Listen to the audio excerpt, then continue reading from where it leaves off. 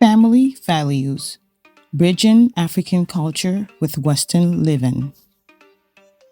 I have lived long enough to realize something simple but deep.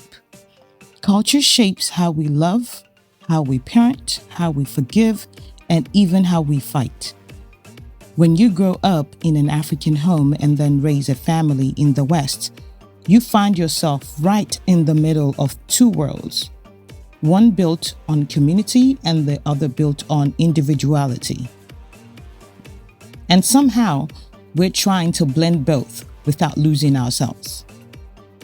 Hey family, this is your girl Yinkus Pepe. Welcome back to Yinkus Pepe Talks, where we have real conversations about life, faith, relationships, and personal growth. Thank you for joining, and let's dive into today's talk. The African Foundation. Let's start where most of us began. In Africa, family is everything. The word I rarely exists. It's always we. When I was little, if you misbehaved on the street, someone's auntie would correct you before your parents even heard about it. By the time you got home, 3 people had already told on you. That was accountability and love all rolled into one. Respect was non-negotiable. You didn't call your elders by name. You greeted before you spoke. You didn't argue, you listened. And family decisions, they weren't yours alone. Be it marriage, career, even relocation, everyone had an opinion. Sometimes it was overwhelming, yes, but it also meant you were seen. You belonged to something bigger than yourself. That's the beauty of our African roots. The deep sense of connection, the shared responsibility, the pride in lineage. It's what built strong communities even when resources were scarce. The Western shift. Now let's fast forward to life in the West. Here, the idea of family looks different. Boundaries are a love language. Children have opinions.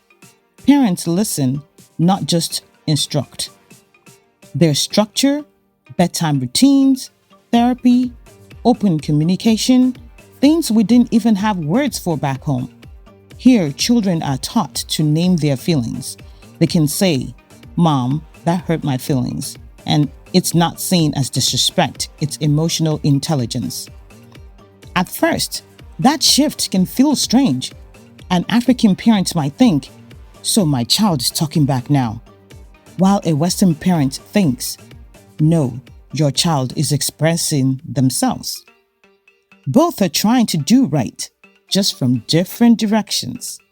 And truth be told, we need both, because too much African discipline without empathy can silence a child.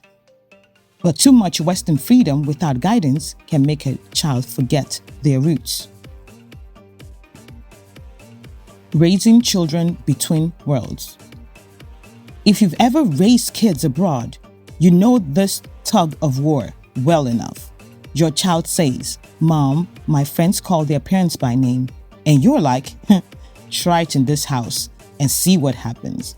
We laugh, right? But it's real. They grow up hearing languages, not just English and Yoruba or Igbo or Hausa or Twi, but cultural languages of how love is shown. At school, love is expressed through words and hugs. At home, love is shown through discipline and sacrifice. I remember talking to a friend once who said, "My son thinks I don't love him because I don't say it enough. But in my mind, I show love every day by cooking, by working, and by showing up." That's such a perfect example of the gap between cultures. We, the in-between generation, are the translators. We're the ones teaching our kids that mom's tough love and dad's quiet sacrifices are love, even if they don't sound like it. At the same time, we're learning from them how to communicate better. Marriage and family roles. Now let's talk marriage. In African culture, marriage is not just 2 people. It's 2 families, 2 clans, 2 entire villages sometimes. That's the beauty in that. You gain a tribe, but there's also pressure and you lose privacy. In the West, marriage is more contained. It's about partnership and personal choice. You can say, this doesn't work for me, and it's okay. Whereas in Africa, you often endure because of family expectations. When you combine both worlds, the goal becomes balance, keeping the African sense of loyalty and endurance, but adding the Western value of open communication and equality. A marriage where love is partnership and not performance. The lessons and the blend. Here's what I've learned. Africa teaches us roots. The West teaches us wings. Roots remind you who you are, and wings help you discover who you can become. The balance is in knowing when to stand firm and when to fly free, when to hold on to tradition and when to embrace evolution. Family values don't have to compete. They can complete each other. You can teach your kids to kneel in grading and to express their emotions. You can honor your elders and still set healthy boundaries. You can be traditional and progressive because growth doesn't erase culture.